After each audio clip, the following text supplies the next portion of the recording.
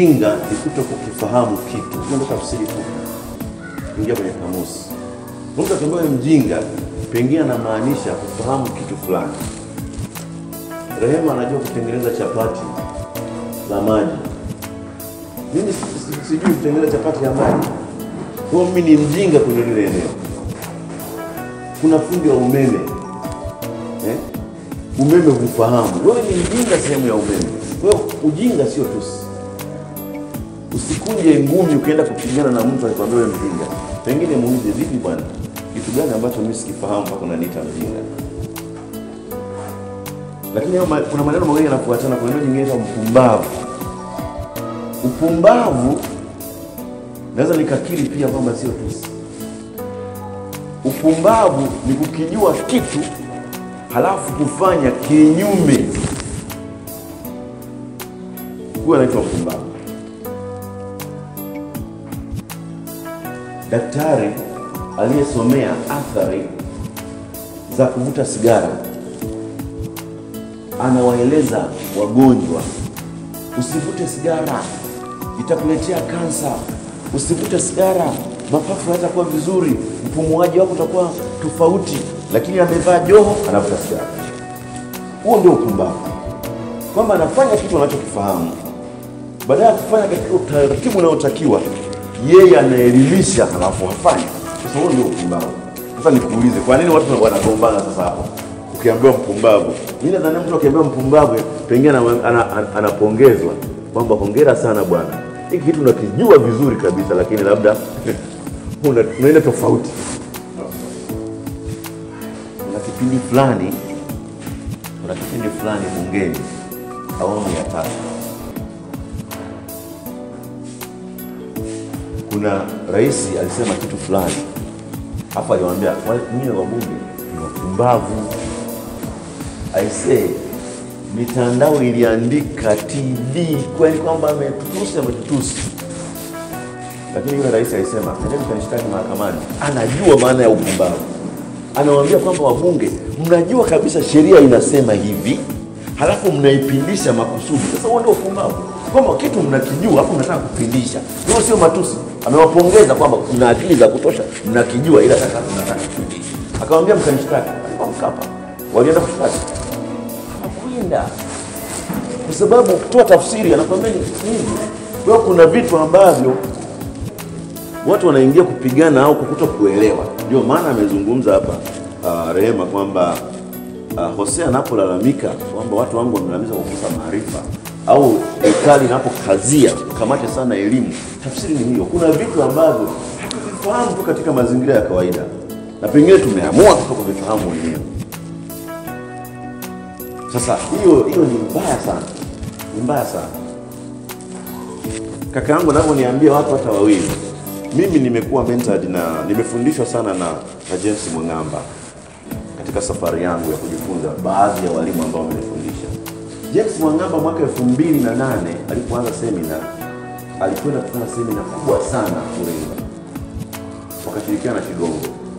Wakatangaza redioni, kwenye TV, kwenye magazeti ya Shigongo, kila eneo. Wazungumzaji wakawa wao wawili, wakatafuta na mpambaji na mtu wa chakula. Waliondoka na kenta kubwa kwenda Iringa. Alifika mtu huyo, ukumbi mkubwa. Mwalimu wangu Mwangamba anasema alisimama, alifundisha kama anaona watu 200 au 1000. Kwa hiyo mimi sio issue kuona watu wawili, kwa sababu watu wanaobadilika ndio watu. Kumbe sasa unajua tatizo lililopo kwa Tanzania na kwa Biblia kwamba nabii haheshimiki Makena wewe unapiga gitaa Makena, ndio hizo. Kwa hiyo hawezi kupokea maarifa. Lakini ndio tunasafiri hivyo, kama anaweza kukiri Rehema mpaka kaka na yeye kuniita. Ukifahamu kipaji, hebu andika hilo neno. Ukikifahamu kipaji chako, ukiufahamu wito wako, ukajua nini ulicho nacho ndani yako, dunia, watu watakufuata kwa kipaji hicho.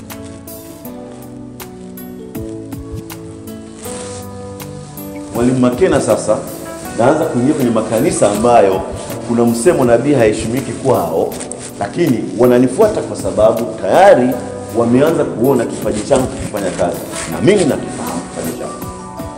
Kwa hiyo ukikijua kipaji chako, dunia na watu watakufuata tu kwa kipaji hicho. Hakuna namna. Hakuna namna. Nilikuwa nafundisha kipengele cha mambo ya kujiamini na ujasiri na kuweza kuongea vizuri mbele za watu, lakini pia sio mzee anajua tuombee anaanza kutemeka namna hiyo. Mwingine akisimamisha madhabahuni pale, mama omba, anaacha na kuja wiki 3 kanisani kwa sababu umempa kitu ambacho hakiwezi. Kama vile wachungaji lazima wasome watu wako kwamba huyu ni muombaji lakini anaweza kuomba one to one, yani mtu mmoja kwa mmoja, au anaweza kufanya ushauri na saha na mtu mmoja, sio kwenye kandamnasi ya watu. Lazima wajue watu wako mwandani. Kila huyu ni mtu yule ambaye akikatiza tu watu wamecheka, akifanya watu wamecheka. Huyu siku za matamasha, siku za semina, mpe eneo ahamasishe watu waje, afanye vizuri sana. Kwa hiyo wajue kuna makundi ya watu wajue mchungaji. Wanacheka. Kaambia sasa wazee wengine ni wazee wakubwa kwa na wafundisha mwalimu tumepona. Ni kwa sababu pengine hawakupata hiyo fursa, au tu kile kiburi kwamba tumeendelea wenyewe bwana kufundisha nini. Mimi leo nitafundisha somo dogo sana. Ukijua kipaji, nataka uingie kwenye ujasiriamali ukiwa unajua kitu gani kufanya, ili ukisha kijua sasa nikupe na sababu kadhaa ambazo zitakufanya kwenye huu ujasiriamali ufanikiwe sana. Mtu anasema bwana mimi sina pesa. Mimi nitakuuliza, una pesa unauza nini? Una pesa unauza nini? Pesa zinakuja bila kuuza. Lazima uuze vitu viwili, kama sio huduma uuze bidhaa. Iwe bidhaa ya kushikika mtori au huduma kama hii. Kaka ananiuliza, ndugu wangu tukulipe ngapi? Nikamwambia kaka huwezi kunilipa mimi. Andaa bahasha kwa sababu nakuja kufanya kazi madhabahuni.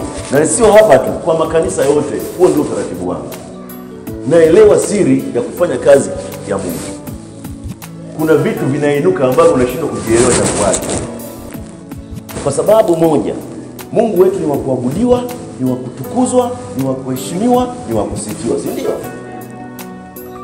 Ninapomponya mimi mtu kwa biashara niliyomfundisha au kwa tatizo nilifanya ushauri, anapopiga magoti akasema asante Mungu kwa ajili ya Mwalimu Makena, kanisaidia. Yaani huyo Mungu ambaye ni wa kuabudiwa, wa kutukuzwa, wa kusifiwa, wa kuheshimiwa, kule aliko anafanya kitu kidogo sana. Hii kanuni. Anaangalia kwa nini huyu ananiabudu, kwa nini ananitukuza, kwa nini ananiheshimu, anagasa ule mfereji. Kumbe Makena alimwambia ajifunze kutengeneza supu asubuhi, na sasa hivi anatengeneza supu, anasomesha watoto, anavaa nguo, anafanya hivi. Kumbe mimi Mungu wa kuabudiwa na kutukuzwa, niendelee kumbariki huyu Makena, aniinulie watu wengine. Bwana asifiwe. Simple. Kanuni ndogo kabisa. Kuna shangaa mimi nachukuliwa huku, nachukuliwa huku, nachukuliwa huku. Nalipo gharama ile ambayo atakuwa kulipa. Kwa yale maneno. Sasa ndio kuna maswali ambayo unatakiwa kujiuliza wewe binadamu. Kuna kitu gani ambacho unafanya chini ya jua kwa ajili ya kazi ya Mungu? Siku ya 7 Mungu alipumzika. Biblia inasema lakini kidogo Mungu alipumzika na siku moja. Maandiko yanasema akatuambia tutawale na kumiliki. Mwanadamu alipomuumba tawala na kumiliki, ukawe msimamizi wa rasilimali zangu mimi Mungu. Tunapokuwa watawala na wamiliki na wasimamizi wa rasilimali za Mungu, tunafanya kazi ya Mungu. Kwa hiyo Mungu hajawahi kukupumzika. Sisi sasa hivi ni mawakala, tunafanya kazi za Mungu. Ndio hicho sasa tunatakiwa kujiuliza kwamba unafanya kitu gani? Kwa nikamwambia kaka, wewe andaa tu bahasha. Nikitoka mimi hapa naenda Mbeya, wananilipia ndege, malazi, chakula. Nasimama saa moja wananipa milioni 1. Sasa mimi hapa nitafundisha kama saa 3 kwa sababu najisikia raha. Na najisikia raha kwa sababu ni wito wangu. Kazi ya kwako unafanya kwa nguvu zako zote, hata bila maarifa. Ndio tutaelezana habari ya mambo ya kipaji. Kwa hiyo kimsingi unaweza kubadili kila siku chochote. Unaweza kubadili kila siku gari, nyumba, mavazi, chakula, lakini ukabaki kuwa hivyo hivyo miaka yako. Ila tu ukibadili hapa, ukibadili kufikiri kwako, utabadili maisha yako. Andika kama unaweza kufanya. Unaweza kubadili kila kitu. Kula kwako, unakula chicha, kama unapiga tu maini, kuku. Mavazi kila siku unabadilisha mavazi, unavaa unavyotaka, mavazi ya thamani, gari la thamani, benzi na nini. Vitu vingi tukabadilisha, lakini ukabaki kwa hivyo hivyo. Sisi tutakuona mtu wa hivyo hivyo miaka yako. Ila tu ukibadili kichwani, ukibadili kufikiri kwako, maisha yako yanabadilika kabisa. Maisha yako yanabadilika kabisa. Kwa ni msingi mkubwa kujifunza. Mwalimu wangu mmoja ananiambia, anaitwa Brian Tracy, anasema if you stop learning, you stop growing. If you stop learning, you start dying. Kama huwezi kujifunza, huwezi kuwa. Kama huwezi kujifunza, utakufa. Ndio maana Hosea naye anasema hivi, wangu mwana Mungu kusema hivi. Kwa hiyo lazima utenge muda, utenge nguvu, utenge pesa ya kujifunza. Kwa hiyo huu muda wenu ni wa thamani sana mno kuweza kuja kwenye semina hii. Unajua huwezi kuchagua wazazi, si ndio? Mimi nimeelewa katika familia ajabu. Huwezi kuchagua wazazi. Huwezi kuchagua nchi ya kuzaliwa. Unashika T mbele. Umezaliwa T hapo. Huwezi kusema Mungu mimi nataka nikazaliwe Arusha. Umeshazaliwa Iringa. Huwezi kusema mimi nataka nizaliwe Blana au Kristiana. Hivyo vitu vinawezekana, haviwezekani. Ila unaweza tu kuchagua maisha ya kuishi. Maisha unaweza kuchagua, lakini wazazi huwezi, nchi ya kuishi huwezi, wala jinsi. Kiswahili kizuri ni jinsi zamani, sio jinsia. Wamebadilisha siku hizi Waswahili. Huwezi kubadilisha jinsi, ila unaweza kubadilisha maisha yako. Tunasema maisha haya mimi ndio yanastahili. Kwa hiyo kumbe kuwa tajiri, kuwa maskini ni uamuzi wa mtu binafsi. Ni uamuzi wa kwako kabisa. Mimi nilivyoanza, uzuri hapa naongea kwa ushuhuda. Sema wengine tu ndio wanafahamu. Spendi, sikiza hata nang'ang'aa kidogo. Mdogo tu. Lakini baada ya kugundua kwamba mimi kuna kitu nataka kukifanya, nikaamua kutenga muda, kutenga fedha na kutenga nguvu. Na kwenye eneo hili jamani, siwadanganye, utaanza kuchukiwa na watu wengi sana. Nataka kubadilisha maisha. Ananisikia, ananifanya matawi. Ananata sana yule. Yaani hao mambo ni ya kupita. Yaani hiyo ndio sahihi. Ukisikia hivyo unasema, yes, na hii ndio safari naondoka hii. Yule basi anajisikia sina nini na nini. Halafu baadaye mambo yakaanza kuwa naye jamani, tulikuwa naye tu.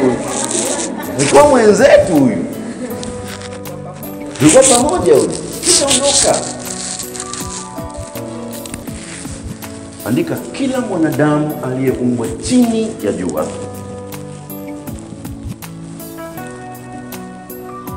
ameumbwa na mbegu. Kila mwanadamu.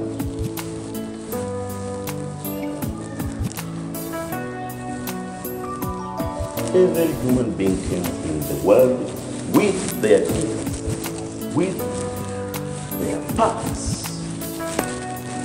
Kila mwanadamu umeumbwa kwa sababu nini? Tunataka ndio kwamba Mungu ameniumba kwa ajili ya nini? What God created me for. Nini ambacho Mungu ameniumba nije nifanye chini ya jua? Kujaumba kwa hasara. Kuna marafiki zetu, wadogo zetu wenye umri mdogo tu wameshatangulia habari za haki. Wewe bado unapumua. Hata swali la kujiuliza, hivi kwa nini Mungu mwenyewe ananiacha? Kila mwanadamu ameumbwa kwa tatizo, kwa sababu. Sasa unaweza kusema vile vyote, gift, kuna maneno mengi kama kuna watu wanaitwa gift, reason, potential, mbegu, sijui zawadi, kipaji, kipawa, vyote vile. Lakini kila mwanadamu anacho. Na hicho kipaji unachokipewa, umepewa ili uje, ongeza hapo, ili uje utatue matatizo ya mtu mwingine. Hiyo mbegu uliyopewa inakuwa ni kwa ajili ya kutatua matatizo ya mtu mwingine.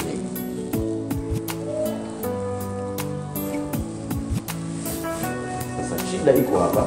Watu wengi sana wanaishi maisha ambayo hawafanyi kazi kwenye wito, kwenye calling, kwenye mbegu, kwenye potential, kwenye zawadi, kwenye kipaji ambacho wanasema sipendi. Kwa watu wana malengo, ndoto, akitamani kuwa mtu fulani. Mwani uliza swali, hivi ndoto ni nini?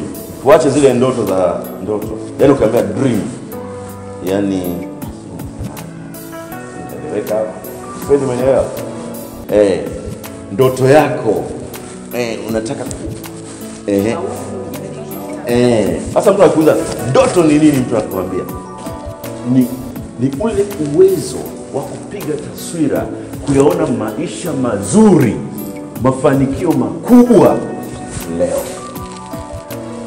Sasa hii ndoto yenyewe anayoongea sahihi kabisa. Tunachokiongea hapa ni ndoto unayoangalia ukiwa umefumba macho. Tena ndoto nzuri tunasema ni kile kitu kinachokunyima usingizi. Ndoto ni kile kitu kinachokunyima usingizi. Usiku wa manane, usiku kucha, unashindwa kulala, unatamani uwe mtu fulani. Hiyo ndio ndoto. Wacha zile za kuota, zile za kuwa niko na leo trade hapo mnaimba, hizo ndoto.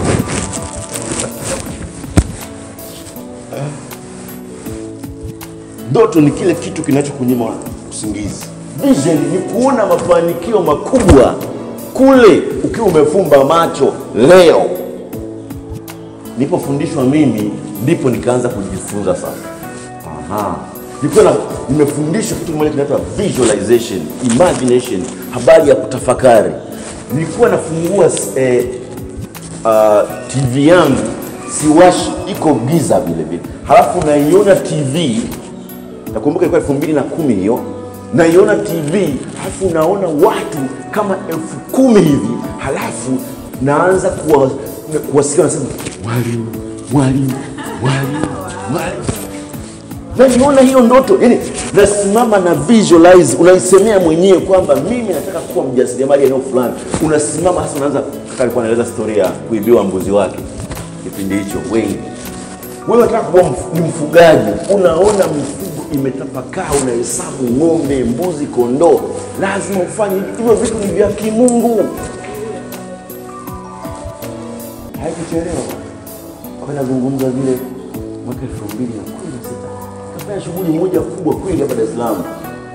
Ya wale tusime pale Mlimani City pale. Watu 2000. Na nafanya kusima ni. Shughuli ya kifahari. Wanafunga ndoa asubuhi, wamepanda ndege kwenda kupiga picha Nairobi.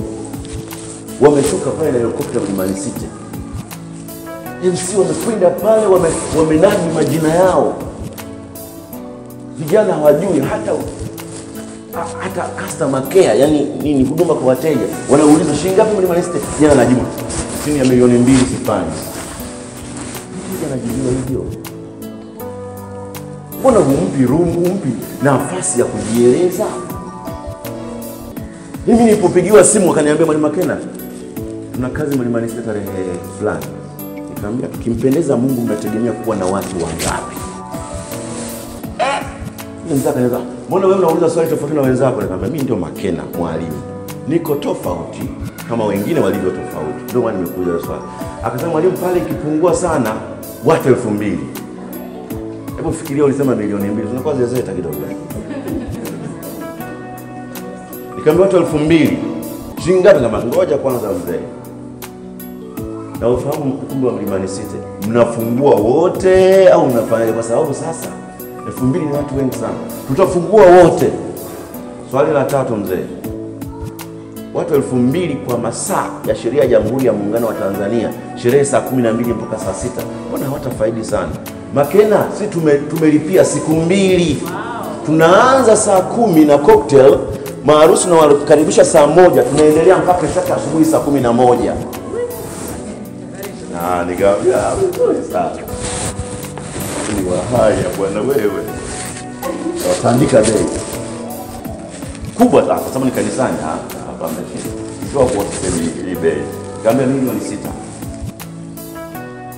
Wewe sasa bei yako inafanana na kazi yetu. Unasikia? Kwa hiyo yule aliyesema milioni 2, yani walimpiga chini moja kwa moja kwamba wewe inafanana na kazi yetu. Punguzie moja. Sijawahi kuishika hata siku moja. Akasema sawa mzee. Ndio nikaanza kuangalia sasa. Niliwahi kuangalia 2010, 2016, miaka 6 inaanza kujibu. Kwenye ujasiriamali tutakuja huko. Hii habari ya kuanza leo unataka kuwa milionea, acha kufanya ujasiriamali. Nakupa hiyo safari ujue kwamba kuna miaka ya kupita. Sio bilionea. Tutakuita majina mengi wewe. Tutakuita majina. Kwa hiyo ni vizuri sana kuwa na vitu vya tafakari.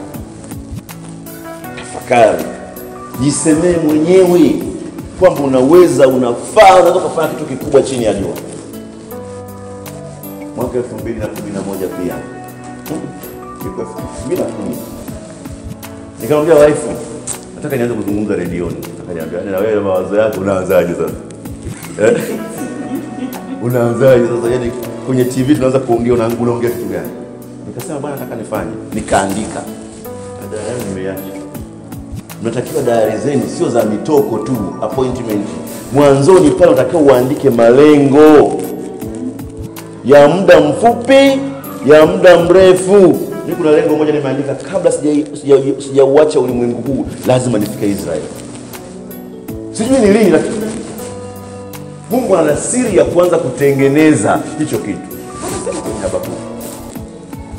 Andika malengo yako, yaweke kwenye vibao. Sasa ametumia vibao hizi zile kule kwenye pakoga na vitabu.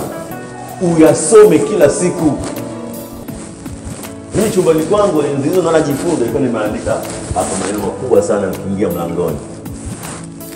I'm responsible 100% in my life. Yaani nawajibika 100% kwa maisha yangu. Rafiki yako alianza kupiga kelele, "Kwa nini usifiki kwenye maisha yako? Unawajibika wewe." Nikamwambia, "Hapana mama. Wewe umeumbwa tofauti, umezaliwa kule, una vitu vya kwako tofauti. Na mimi na vitu vya kwangu tofauti. Tunaunganishwa na ndoa, lakini habari ya kujitambua mimi kama mimi ni ya kwangu mimi mwenyewe binafsi. Kwa hiyo fuata mfumo wangu ili na wewe ujisemee. Ukisimama mbele unasema mimi ndio fulani." Kwa hiyo nikawa nasema hilo neno likaingia vizuri kabisa. Sasa kuja kwenye ananicheka na kumwambia nataka nianze kuzungumza mbele za watu, anashangaa. Lakini Mungu wa ajabu. Naenda kufanya shughuli moja, ukumbi mmoja, hapo sisi. Shughuli ya kupendwa, wachungaji wamejaa na maaskofu. Kamati ilipofika tu nisimama pale, hawapa neno. Hongera sana kamati ya maandalizi. Najua hii kamati iliongozwa na Bwana Yesu. Ezra 14 inasema, "Inuka, maana shughuli hii inakuhusu wewe. Na sisi sote tuko pamoja na wewe. Uwe na moyo mkuu ukaitende." Nipe mkono wako jirani yako, mwana kamati mwenza kumwambie kazi tumeitenda. Tayari kuna mtu akalisikia lile neno. Ana redio Morogoro, hajawahi kumsikia hilo neno hata siku moja. ni mtoto wa askofu Lukindo. Akalishika lile neno inuka, tukasikia neno inuka. Tukamaliza. Tukaenda. Muda wa chakula nikahama kwenye kusherehesha, nikaja kwenye kushinda. Nikawa napiga nyimbo za zamani. Mimi hamjui. Lakini mjomba wake Nkone. Kama mjui Nkone. Tumboni mwa mama yangu ndiye alianza kupiga peke yake. Sasa kuna wachungaji wa Kipentekoste jamaa bwana anapiga nyimbo za David. Yule baba askofu Lukindo akamwita mwanae. Unajua hizo nyimbo anapiga huko kwa David. Ambaye ndo mkurugenzi wa Top Radio Morogoro. Basi shughuli kaisha. Mtoto akamfuata baba, anamwambia baba, naomba ujue ile somo alipa. Hapo. Mwita. Akaniita tukakaa, akanionyesha Ezra, nikamwambia Ezra 14. Basi yule bwana kumbe akalibeba lile neno, akaanzisha kipindi Morogoro. Ndipo kinasikia saa 10, saa 9 mpaka saa 10. Inuka, maana shughuli hii inakuhusu wewe. Na ilikuwa ukifika Morogoro ukimwambia mtu inuka, anamwambia maana shughuli inakuhusu wewe bwana. Yaani ilisambaa kweli. Mimi sina habari. Kwa sababu yule bwana mdogo ana karama ya kuomba. Akawa naomba. Akamsaidia mama mmoja aliyekuwa Turiani, kwa mzee Masawa. Akapona. Walihangaika sana. Anasema kama unanisikiliza kwenye simu, weka simu yako kwenye sikio. Kama unasikia kwenye redio, sogeza redio yako. Inuka, maana shughuli inakuhusu wewe. Akaomba. Familia mama alikuwa anakaa kule kwa sababu kila kitu ni pale. Kwa baba anamfanyia usafi, tunalala sehemu nyingine. Akashangaa kama miujiza, mama ametoka kule kwenda kumsalimia baba. Baba akatuka. Miujiza anamponya. Anamwambia mume wake inuka, maana shughuli inakuhusu wewe. Nini nimefanya kwa sababu ya sauti ya Steve Lukindo. Kaniombea. Yule mzee akamwita Steve Lukindo kufikisha story, akamwambia njoo haraka sana. Yule Steve Lukindo alipokwenda pale akamwambia nakupa zawadi. Akampa zawadi kubwa sana. Akampa hati ya ekari 200. Hebu sema 200. Yule mama aliyepona alikuwa na kaka yake mwingine, naye akamletea hati nyingine yule Steve, ekari 100. Ekari 100 ngapi hizo? Steve akakumbuka ile neno nilitoa kwa nani? Makena uko wapi? Tukutane Lego. Akaniambia Makena, akanieleza kila kitu.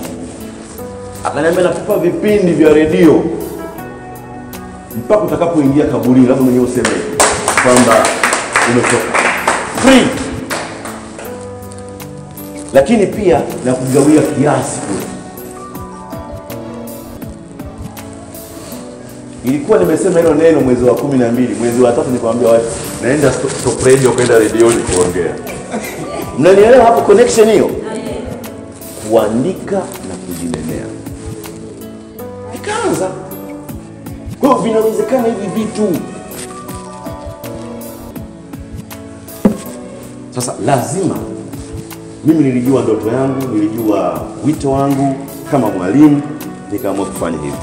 Na wewe lazima ujue sababu ya kuumbwa kwako. Lazima ujue mbegu iliyoko ndani yako, kipaji chako ni kipi. Mungu alikupa zawadi gani? Hata kama unafanya shughuli fulani, basi unaitafuta. Hivi hamjasikia mtu anasoma sheria mpaka masters, mpaka PhD, halafu akisha kuwa unashangaa muhasibu. Unaona ilikuwaje sasa? Akasema unajua baba bwana. Baba alikuwa mwanasheria, mama mwanasheria, kama nikasoma sheria. Kwa hiyo nimesoma, walivyoniachia umri nimeshakuwa mtu mzima. Nikaenda kusoma uhasibu. Niko nifanya uhasibu. Kumbe alifanya uhasibu. Na si wengi wanafanya hivi. Sana. Watu waliofanikiwa walijua vipaji vyao. Nani anamfahamu Messi? Jamaa yuko madhabahuni, lakini wakati mwingine mifano ya Biblia watu wanasema mbona tuelewi Habakuki na nini? Iwe hapa. Nani anamfahamu Messi? Unamfahamu Messi eh?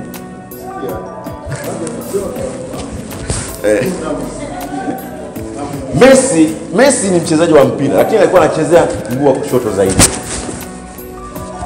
Kwa hiyo watu walikuwa wanamkata chenga, walikuwa wanamfuatia kwa huu, wanampita. Akaona hapa hapana. lazima nijifunze na mguu wa kulia. Alichokuwa anataka kukifanya Messi ni flexibility, yani upana wa kulikamata lile eneo lake. Ndio maana anafanya vizuri na amefanikiwa sana. Kwa hiyo unaona unatakiwa kujua kitu gani ulicho nacho. Kama kuna kitu kinapwaya, unakiongezea ili uwe na upana kwenye hilo eneo ambalo unalo. Kwa naongea na dada mmoja yuko Kidatu. Morogoro, Kidatu. Yeye anasema, mwalimu, mimi natengeneza chai miaka yangu yote lakini siendelee. Nikamuuliza, unatengeneza chai gani? Hii ya rangi. Alafu ni kawaida tu. Nikamwambia, sasa wewe chai ya rangi, hapo hakuna wanaotengeneza chai ya rangi wengine? Tuko wengi. Nikamuuliza, kuna mtu mmoja anatengeneza hapo kwenu chai ya rangi lakini na mdalasini na kahiliki? Hakuna. Wewe ni mpendwa katika Bwana? Akasema ndio. Wewe unasoma Biblia? Akasema ndio. Nikampeleka kule kwenye kanuni ya Mungu. Unamkumbuka Bwana Yesu alipomponya kipofu wa kwanza? Ndio. Alifanyaje? Alitengeneza tope akamwekea. Wa pili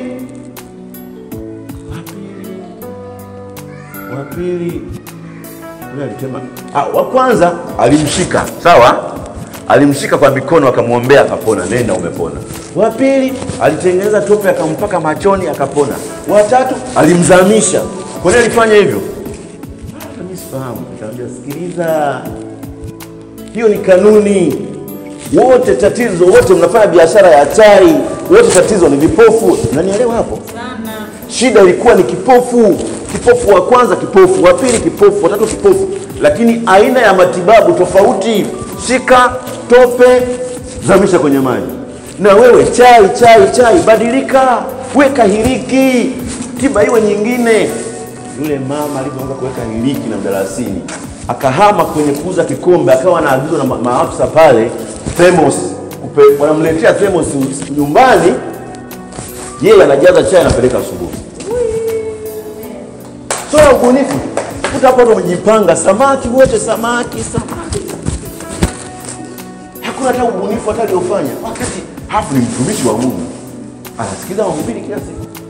Hataki tu kuhamisha yale maarifa ya kibiblia kwenye biashara. Jamani, Bwana Yesu alipokuja hapa kufanya biashara, alijua, yani aliambiwa mbegu yake. Biashara nzuri, hebu andika biashara, maana ya biashara. Biashara nzuri duniani ni kujua tatizo. Ukilijua tatizo, ukilitatua, umepata pesa. Kwa biashara nzuri duniani ni ya kujua tatizo gani linasibu eneo hilo. Ukilitatua tatizo, umepata pesa. Bwana Yesu akaletwa hapa duniani, tatizo la wanadamu dhambi, akatatua dhambi. Miaka 33 Bwana Yesu akamaliza kusudi aliloitiwa. Bwana Yesu ana watu wangapi duniani? Si mabilioni. Akajitwalia mateka. Jua tatizo, sio tu biashara, jua tatizo gani nasibu eneo hilo. Utatue tatizo, utapata biashara. Wako watu wengi sana wamefanikiwa, kina Shigongo, kina Muhammad Ali. Tatizo langu mimi moja, huwa sipendi sana mifano ya watu wa nje.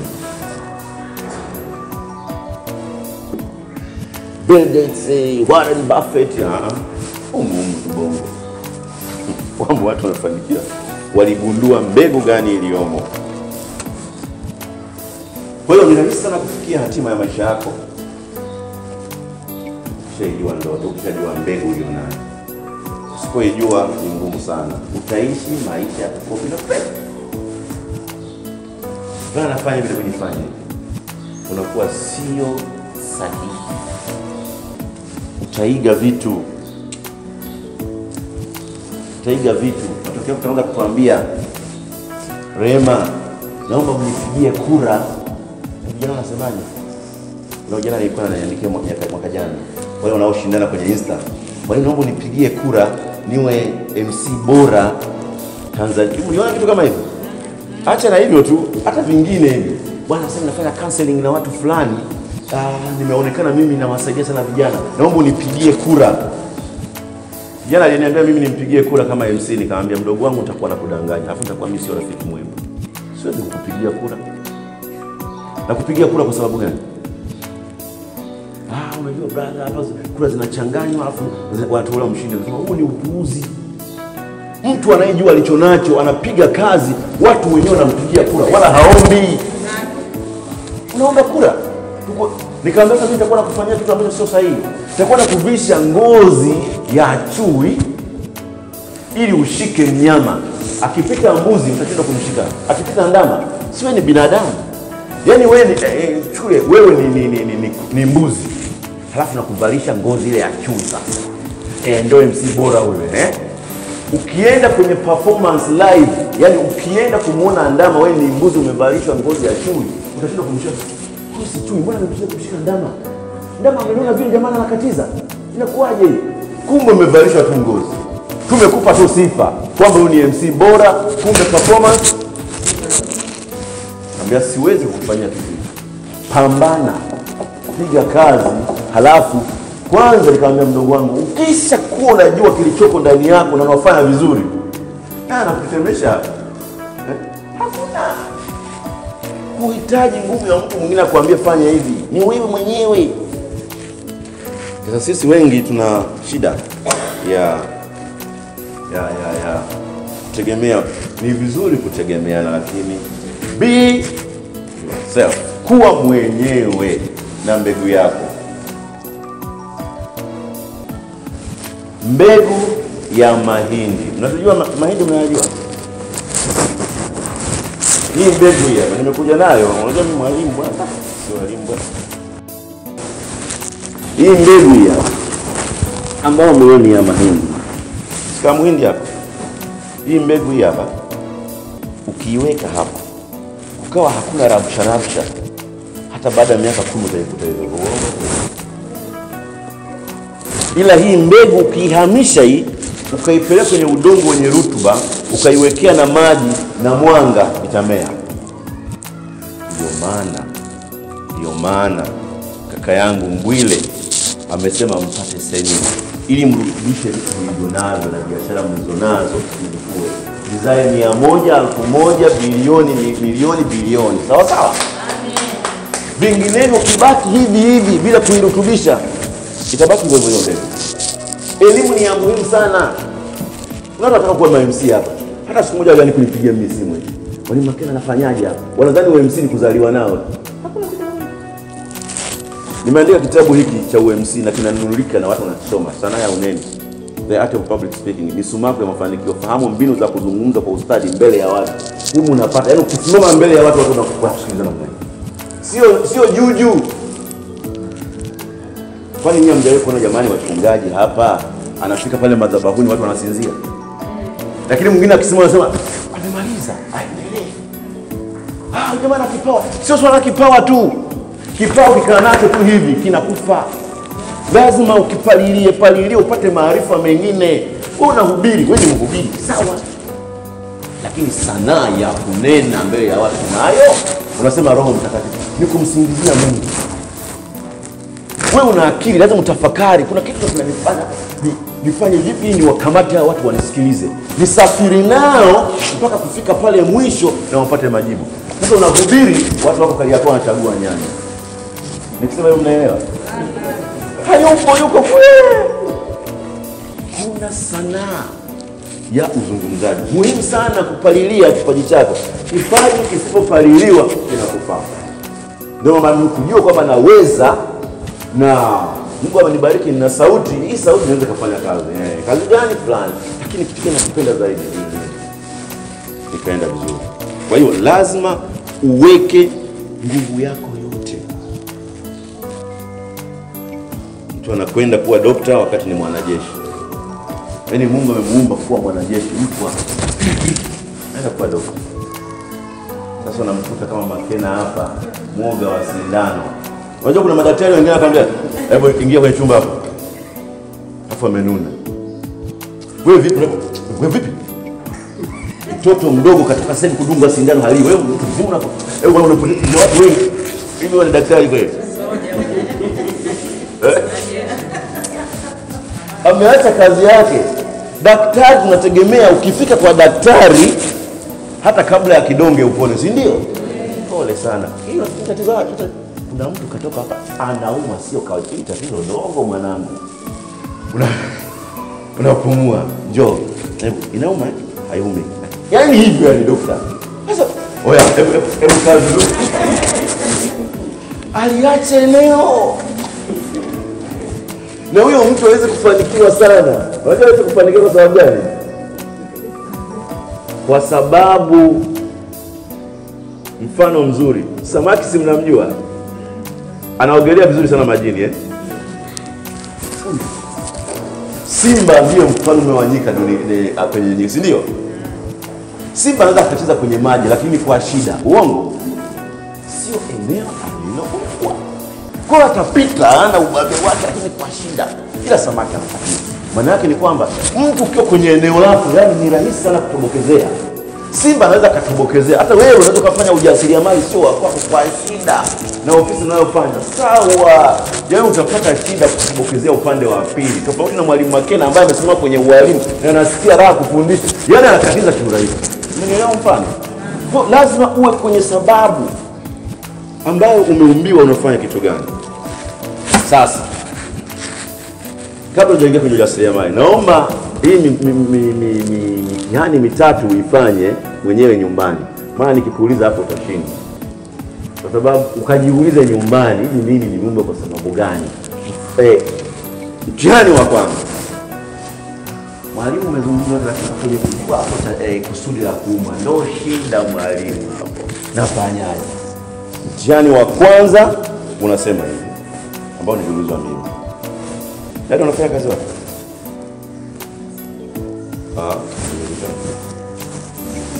Usifanye kazi na Mungu.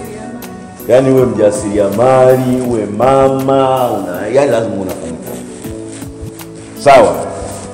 Kuna mwalimu huko ndani. Mwalimu hamna. Kwa napenda kuonea sana maana ni mwenye mwalimu. Tuchukulie hiyo kazi unayoifanya. Fumba macho. Mtihani huo. Halafu usikie tu hapa ukifumbua macho bilioni 300. Andika bilioni 300. Bilioni 300. Jamani, bilioni sio mchezo nyie. Unaweza kukala mpaka unadondoka Sio milioni 300 hizo bilioni. Weka sasa huko mbele. Utazifanyia nini bilioni 300 ukizifuata kwa neema ya Mungu hapo? Unaweza kuzifanyia kazi gani?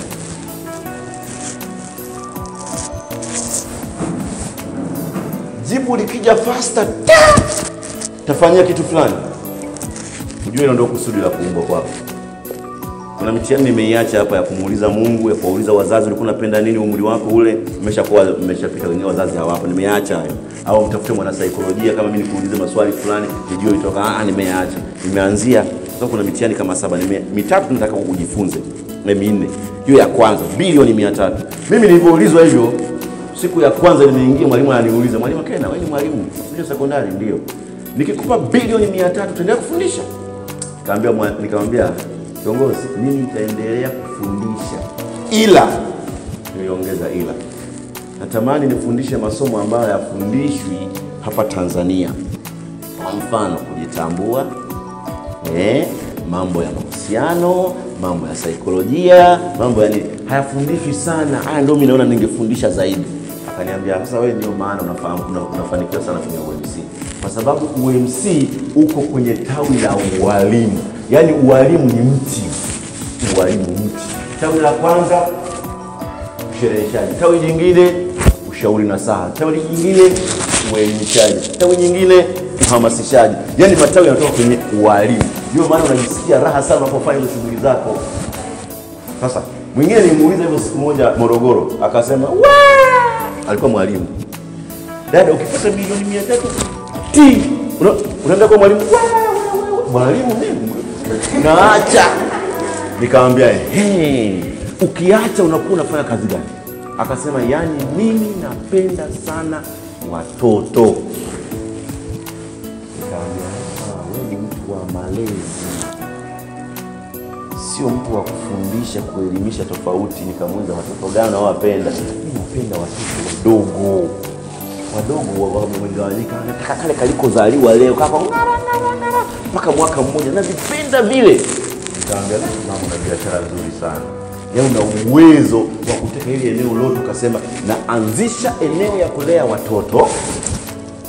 Kwa hiyo ninyi ambao mnahangaika na house girls, naomba mwe mnaniletea watoto wenu hapa, mnaenda kazini, halafu mkirudi mnawapitia jioni. Hiyo sio biashara? Bonge ya biashara ya kupiga hela sio za kawaida.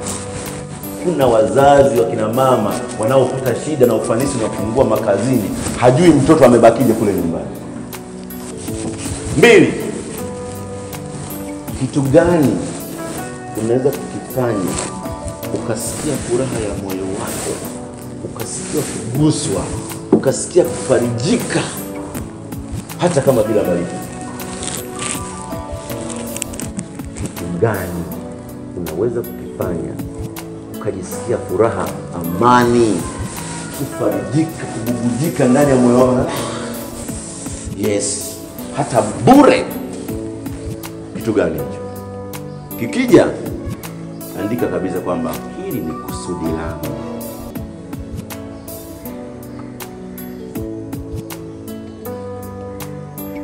Kama mimi naweza nikafanya bure bila kulipwa, kufundisha kama saa 24, nasikia raha kabisa ya. Swali la 3, kama hayo mawili bado.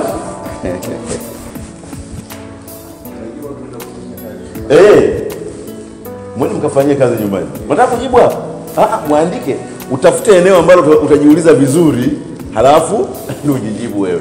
Mimi nataka nikirudi hapa nisikie watu wanasema kwa maswali yako nilibadilisha mfumo nikafanya hivi na nimefanikiwa. Bwana Yesu asifiwe. Swali la 3. Kama unachokifanya leo waweza kukiacha na ukawa na furaha, huo sio wito wako. Yeye unaacha kazi hiyo unayoifanya sasa hivi afu ukajisikia amani kabisa, yani hiyo sio wito wako kabisa. Anza kutafuta wito wako. Kitu gani unaweza ukaambiwa kiache na ukasema hapana, nikikiache nasikia kuumia, nasikia roho inakataa, nasikia kukosa amani, nakosa appetite ya chakula? Huo ni wito wako. Mwaka 2016 niliacha kazi za bandarini.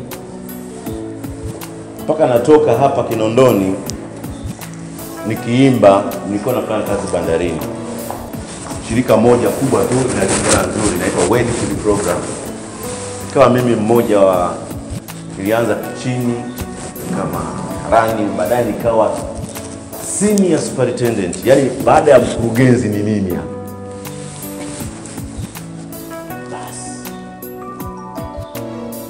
Mwaka ule siku nikaingia kanisani, nimekaa. Ni kawaida yangu toka hapa sijafanya mazoezi siimbi. Yaani sijafanya mazoezi siimbi. Nataka najua, sitaki kuwakera watu. Unampaje gitaa bwana hajafanya mazoezi wiki nzima? Na kuna watu waimbaji wa namna yote, yana watu wamekaa ni mpigaji atakuja Jumapili anapiga huo taratibu haupo. Yaani kitokea ni mimi ni mwalimu ushiki gitaa, haiwezekani. Wani wengine hawezi kupiga, tupige voko. Sababu ni kiburi.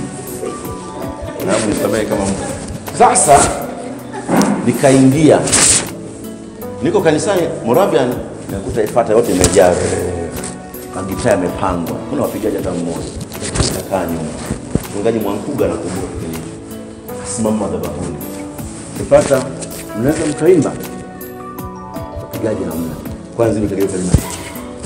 Mwalimu tuimbe. Wanajua mimi ni mzee wa vocal. Tuimbe nikasema hapana. Kwa hiyo tuimbe kita mbele kondakta. Basi nikapita mbele, tukapiga kwanza, tukapiga vocal tukamaliza. Pili tukapiga vocal tukamaliza. Baada ikaisha mchungaji akashuka pale. Anaingia mla akaniambia, "Mwalimu Makena tunakuomba ofisini." Kipindi hicho dada Pesile, nani jina la kwanza? Yule mchungaji sasa hivi akiwa na mwinjilisti Eliza, wakaingia wote na Mwankuga mle, nikawafuata ndani. Mchungaji akaniambia, "Makena, idara inakuhitaji sana. Nibane kwa namna yote usaidie kazi ya Mungu. Kwa nafasi kubwa sana kwa ajili ya kazi ya Mungu." Ndio siku niliyoacha kazi. nimebanwa kazini na hii. Hapana. Kwa kweli hiyo ndio Jumapili niliyoandika kikaratasi kidogo. Nimefanya kazi MD kurugenzi. Nimefanya kazi na wewe miaka 10 na miezi 9. Naona sasa yatosha, nikasaini. Nikaenda asubuhi nikambandikia pale. Wafanya kazi, mimi siogopani. Walikuwa kiongozi mimi basi huwa nawatetea sana wafanya kazi. Wakasema hapana. Kwa nini mwenye mkina ondoke hivi? Eti wanataka nirudi. Wamekitoa kile sticker na narudisha ile sticker. Ndivyo nilivyoacha kazi. Kwa kweli nakiri sikumwambia hata mke wangu, yani anisamehe. Nilipofika ndoa itaka kuvunjika. Nikasema nataka kuwa mwalimu. Nirudi kwenye ualimu. Kula lipo 800, safari kila siku. Leo unarudi kwenye 200. Niwauliza hiyo akili matope, hebu semeni matope. Nikarudi kwenye ualimu. Ikawa shida eti. Lakini napenda kukueleza jamani, baada ya kuingia ualimu mwaka 2007, nitoka 2006. Nilipoingia 2008 kwenye ualimu, nilijiwekea malengo kwamba nafundisha miaka 5, tayari jina langu lililopotea miaka mingi la mwalimu litakuwa limesikika. Nitaka jina la mwalimu lirudi. Kweli karani, nani wa mizigo na nini, nataka mwalimu lirudi. Nikarudi nikaacha kazi. Nikamwambia mwalimu mkuu kwa kule, naomba kwa level ya second master. Ilala kule alikuwa anajua kuna mtu anaitwa Makena bwana. Nyie maafisa elimu msimsumbue yule jamaa, akiamua kuongea humu kwa sababu mngetaka ni wanisumbue. Sasa nikaacha. Mwalimu rudi tukupe shule wewe, nikamwambia hapana, nikaacha. Ndipo nikaanza kumuuliza mtieni na shemeji yenu. Miaka 2 tu kuna mabadiliko hivi. Unasemaje? Haya alishaita mtu wangu. Haya alishaita singine ya nene. Ukirudi kwenye nafasi yako, yani unafanya vizuri. Marehemu rafiki yangu Alison Tere. Yeye wengine wamfahamu. Akawa yuko bandarini kipindi kile na kampuni ya Makena rudi. Una nguvu sana huko bandarini, unakusema sana nataka kufanya ni kampuni yangu. Nikamwambia Cheo, hata unilipe milioni 20 sirudi bandarini. Narudi kwenye wito wangu. Kwa kuna gharama. Unaweza kuwa sehemu nono kweli. Lakini baada ya muda fulani unaweza kufanya vizuri sana. Haya. Kama unaona kabisa unachokifanya leo waweza kukiacha, kwa furaha unaisikia raha, hiyo sio wito wako. Ila kama unasikia kwa siwezi, huo ni wito wako. Basi anaotosha jamani. Niwape la 4. La 4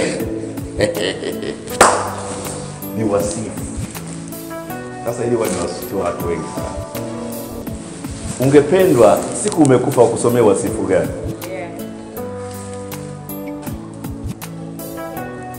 Yaani huko hebu fikiria. Watu wananisikia sana. Mwalimu basi mwalimu. Huko umekufa shimo ndo hili hapa na mchanga lundo la kufukia hili hapa. Hebu fumba macho kwanza, fumba macho. Ndio mtihani, fumba macho. Umefumba wote? Halafu unasikia wanasema Bwana Yesu asifiwe. Amen. Tumsifu Yesu Kristo. Bila amina. Marafiki zetu asalamu alaykum. Islam. Wasifu wa marehemu. Marehemu alizaliwa mwaka fulani. Baada ya hapo aliishi, lakini kwa bahati mbaya kwa utukutu wake hakumaliza darasa la 7. Baada ya kufika darasa la 6 alistroway akaingia kwenye meli. Kwa mara ya kwanza alirudishwa mwaka fulani, mara ya pili akarudishwa akiwa ametuhumiwa kubeba dawa za kulevya. Baada ya hapo alitumikia kifungo akaoa. Baada ya kuoa akazaa watoto 3, lakini mara nyingi haya madawa ya kulevya kwa hayamuachi mtu salama, akarudia kwenye biashara yake, amekufa katika dawa hizo za kulevya. Tumsifu Yesu Kristo. Milele amen. Fumbua macho. Ungependa wasifu wako usomwe hivyo? Sasa jiulize mwenyewe kichwani mwako, unapenda wasifu wako usomwe vipi?